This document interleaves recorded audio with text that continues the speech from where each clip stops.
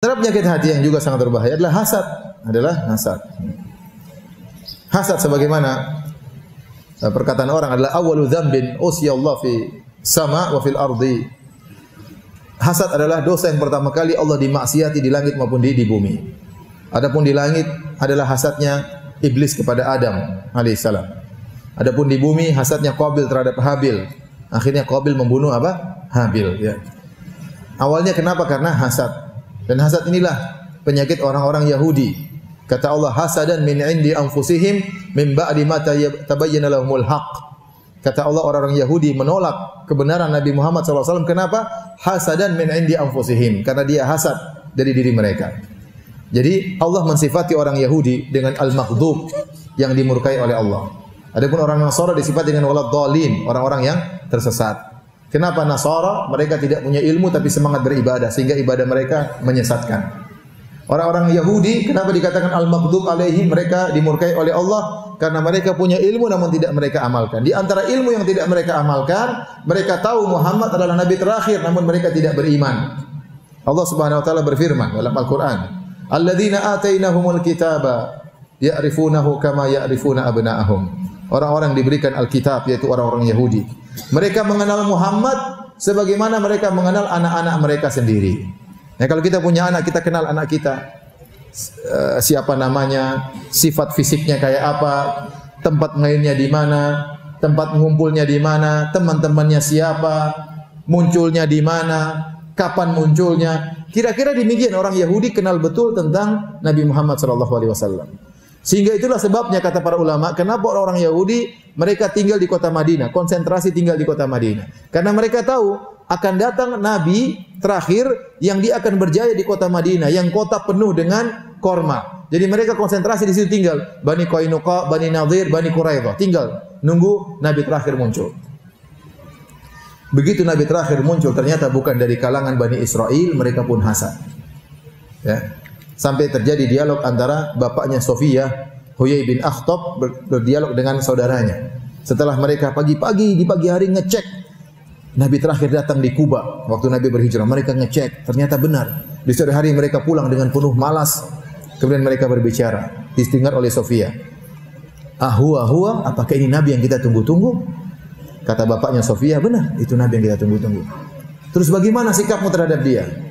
Adawatuhu ma baqiya dahar. Kata dia, aku akan musuhi dia selama aku masih hidup. Subhanallah. Dia sudah tahu itu Nabi terakhir yang dia nanti-nantikan, tapi gara-gara Nabi tersebut bukan dari Bani Israel, maka dia pun hasad dan dia memusuhi Nabi tersebut sampai akhirnya dia meninggal dunia, tewas ya. Huyai bin Akhtab, bapaknya Sofiyah, istri Nabi Sofiyah binti Huyai ya. Jadi itulah hasad, penyakit hati. Penyakitnya iblis, penyakitnya Yahudi. Sama penyakitnya Abdullah bin Ubay bin Salul. Abdullah bin Ubay bin Salul, pimpinan orang munafik. Kenapa dia juga tidak mau beriman kepada Nabi? Karena dia hasad.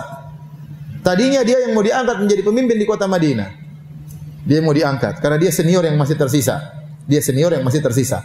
Tahu-tahu datang Rasulullah SAW ke kota Madinah. Akhirnya semua orang mengangkat Nabi menjadi pemimpin. Akhirnya dia hasad. Akhirnya dia menjadi orang munafik. Ya. Jadi hati-hati.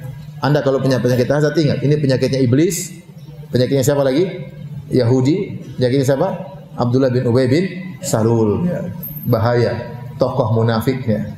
Abdullah bin Ubay bin Salul. Nah, hasad ini adalah apa definisinya? Definisinya adalah karahiyatu an-ni'ma 'alal ghair. Membenci kenikmatan yang Allah berikan kepada orang lain. Itu namanya hasad. Sehingga bapak-bapak dan ibu bisa ngecek jiwanya, hasad atau tidak. Kapan kita melihat orang lain diberi kenikmatan, kita jengkel, itu kita hasad. Ya. Ada orang-orang ibu-ibu tahu-tahu jengkel, kenapa? Ada orang cantik lewat depan dia jengkel. Kenapa lebih cantik dari saya? Itu namanya orang hasad. Hasad namanya. Lihat orang punya mobil lebih hasad. Itu berarti ente jengkel. Kenapa ente jengkel? Coba tanya, kenapa ente jengkel? Enggak tahu, tiba-tiba jengkel. Itulah namanya hasad. Lihat ada dai lain yang ngaji juga banyak, dia jengkel. Kenapa jengkel? Ada apa? Apa pengisinya salah? Enggak juga, isinya benar. Terus kenapa ente jengkel? Itu namanya hasad. Kapan kita jengkel sama kenikmatan yang Allah berikan sama orang lain, itu namanya hasad. Dan hasad itu biasanya muncul sesama seprofesi. Sesama seprofesi. Tukang becak hasad sama tukang becak yang lain. Tukang becak hasad sama tukang becak yang lain. Dokter hasad sama dokter yang lain. Ustadz hasad sama ustadz yang lain. Tukang jual buku hasad sama tukang jual buku yang lain. Panitia pengajian hasad sama panitia pengajian yang lain. Jadi sama profesi. Kalau ada tukang becak misalnya kerja di depan rumah sakit besar atau di depan mall besar. Dia tahu yang punya mall siapa. Tapi dia tidak pernah hasad sama yang punya mall. Tapi kalau ada tukang becak yang lain ternyata lebih laris, dia hasad sama tukang becak tersebut. Padahal sama-sama miskin. Tapi sama yang punya mall dia tidak hasad. Dokter tidak hasad sama pemilik rumah sakit, tidak hasad. Pemilik rumah sakit kaya tidak hasad. Tapi kalau dokter praktek yang lain ternyata lebih laris, dia hasad di situ. Jadi sesama apa?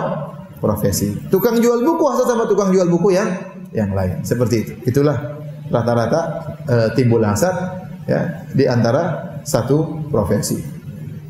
Dan orang yang hasad adalah orang yang menderita. Orang yang menderita. Orang qanaah adalah orang yang paling bahagia. Orang hasad adalah orang yang menderita. Kenapa? Dia hasad sama orang, dia sengsara. Orang yang nikmat dia sengsara. Subhanallah, kasihan. Orang itu dapat nikmat dia sengsara. Semakin dapat nikmat semakin sengsara dia. Maka kalau Anda punya penyakit hasad, Anda lawan. Anda harus lawan.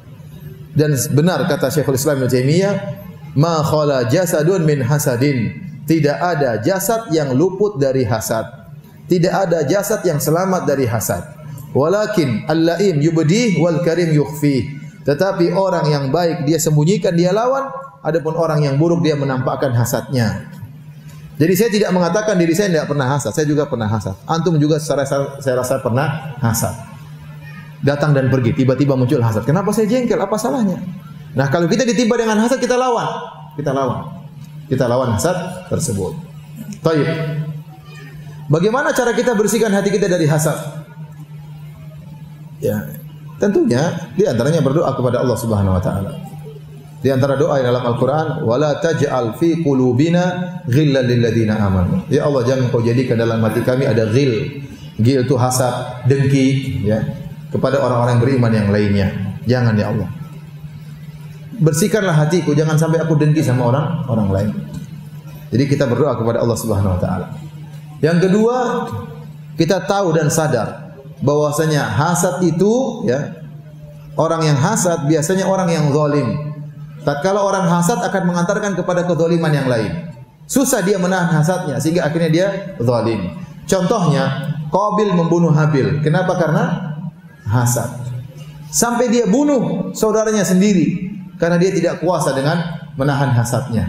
Jadi hasad tidak hanya bercokol di dada, mengantarkan kepada tindakan. Ya, aplikasinya ada sehingga dia membunuh saudaranya. Contoh saudara-saudara Nabi Yusuf yang berbuat zalim kepada adik mereka Yusuf alaihissalam. Karena mereka hasad kepada adik mereka Yusuf, ya. La Yusuf wa akhuhu ahabbu ila abina minna. Yusuf dan saudaranya lebih disayang oleh bapak kita daripada kita. Wa nahnu usbah, padahal kita lebih banyak. Inna abana la fi dhalalin mubin, bapak kita sesat itu. Uqtulu Yusuf, bunuh saja Yusuf. Saking hasadnya sama adiknya mau dibunuh. Awitrahu arda yakhlu lakum wajhu abikum. Atau enggak usah dibunuh, dibuang saja tempat yang jauh. Akhirnya mereka menzalimi adik mereka sendiri, lemparkan dalam sumur. Kenapa mereka sampai nekat menzalimi adik mereka? Karena hasad. Nah, kalau orang hasad tidak selamat dari berbuat zalim. Minimal dia akan gibah orang yang dia tidak suka tersebut. Itu si fulan. Kemana-mana di majelis dia jelek-jelekan orang tersebut. Kenapa? Dia hasad sehingga dia menggibah. Sehingga dia menjatuhkan, membongkar aibnya. Kenapa? Hasad, bukan karena apa-apa, karena hasad. Jadi hasad itu membuat orang terjerumus dalam dosa-dosa yang lainnya. Itu makanya sangat berbahaya. Makanya kata Nabi SAW dalam hadis yang dhaif tapi maknanya benar, iyyakum wal hasad, hati-hatilah kalian terhadap hasad, fa innahu ya'kulul hasanat kama ta'kulun naru al-hatab. Kata Nabi, hati-hati dengan hasad, sungguhnya hasad itu bisa memakan kebaikan-kebaikan, menghanguskan, membakar kebaikan-kebaikan sebagaimana api membakar kayu bakar. Kalau kayu sudah kita bakar cepat sekali habis kayu tersebut menjadi abu, menjadi debu. Demikian juga hasad. Kalau hasad sudah bercokol pada diri orang, dia akan banyak maksiat. Minimal dia akan ghibah, dan ghibah dosa besar. Minimal dia akan menuduh tidak dusta, itu juga dosa besar. Ya, hati-hati, ya, hati-hati. Jadi yang kedua, hati-hati supaya kita menghilangkan hasad. Pertama, kita berdoa. Kedua, kita sadar bahwasanya hasad itu akan mengantarkan kepada kezaliman yang lain. Ketiga, kita harus sadar bahwasanya kalau kita hasad, yang sengsara kita adalah bukan orang yang kita hasati. Yang sengsara kita. Orang itu dapat nikmat, kita hasad. Kenapa kita yang sengsara? Kita bodoh sekali. Dia dapat nikmat, kok kita yang sengsara? Kenapa kita masih sengsara? Ini ngapain? Itu orang bodoh seperti itu. Menyengsarakan diri sendiri, ya, menyengsarakan diri sendiri. Kemudian yang keempat, ikhwan dan akhwat yang dirahmati Allah Subhanahu wa taala. Yakinlah Anda, kalau Anda pun hasad, Anda jelek-jelekan orang tersebut, Anda melakukan apapun, Anda dendam dalam hati karena hasad, tidak akan merubah orang tersebut.